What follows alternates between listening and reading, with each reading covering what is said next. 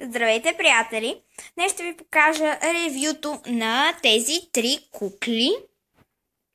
Дракулора, Клодин и Франки. Така, нека да започваме с Дракулора.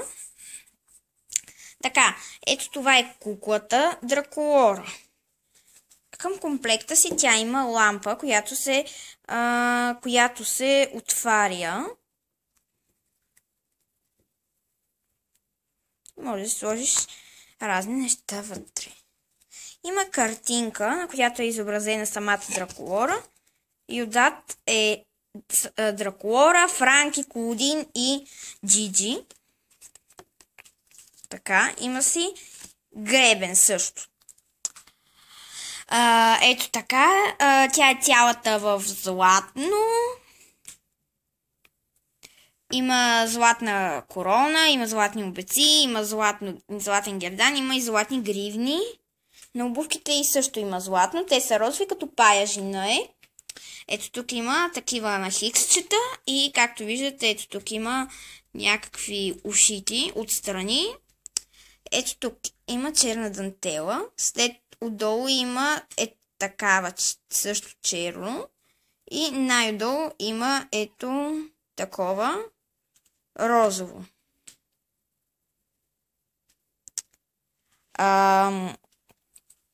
Косата й е розова. Има някакви златни нишки в нея. Бретона й е ето така на остър е. Така, гримът ти е розов. Очите, както винаги, са и леко лилави.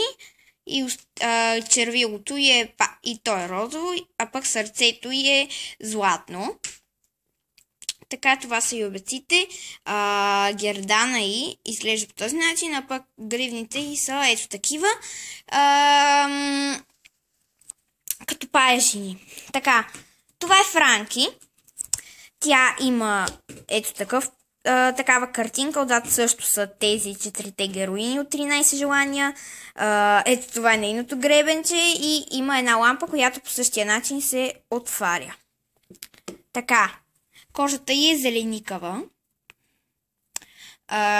Косата й е черно-синьо-бяла.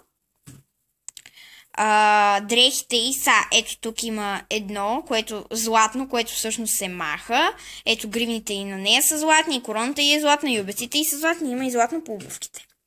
Така, и ето тук пироните й са златни, ето тук има синьо, бяло, черно и ето тук едно черно, което се захваща отзад. Ето това златното се маха. Така, ето тук има черно и синьо и отзад има ето такъв плат, който се спуска отзад. И най-отзад има такъв плат, който го има и тук. И ето тук също го има на Клодин. Така, обувките и са такива, като винтче.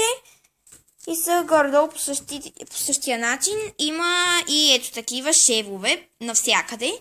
Така, гримът ти е златен. Очите са и синьо и зелено. А пък червилото е светло-розово, което всъщност доста си отива.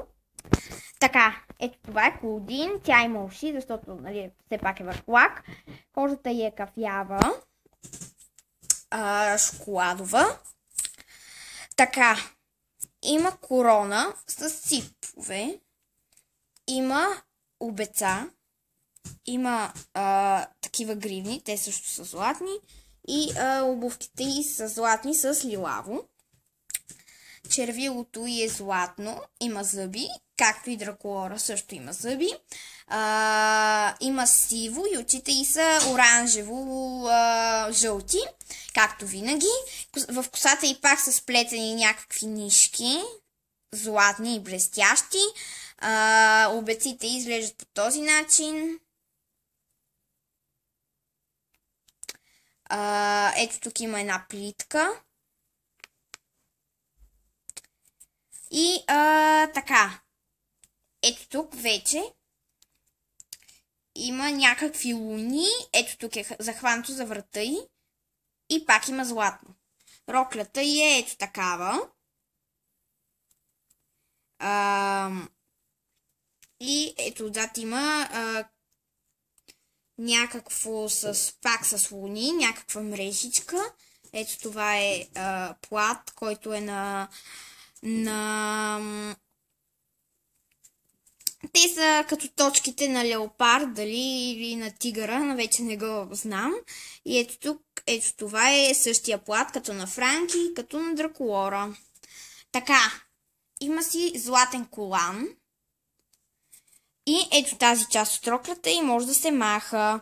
Ето това е отзад също е по същия начин с 4 героини. Има си гребен и лампа, която се отваря.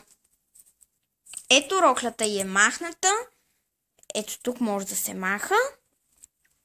И остава една къса поличка, която е доста интересна и готина.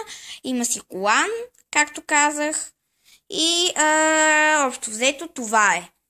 Така. Това са трите картинки.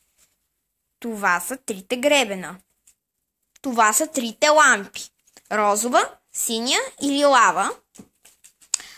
Така. И отзад на всяка картинка има Джиджи. Ето това е Джиджи с нейната лампа. Обувките й са хубави. Можете... Цялата е хубава. Можете да видите нейното ревю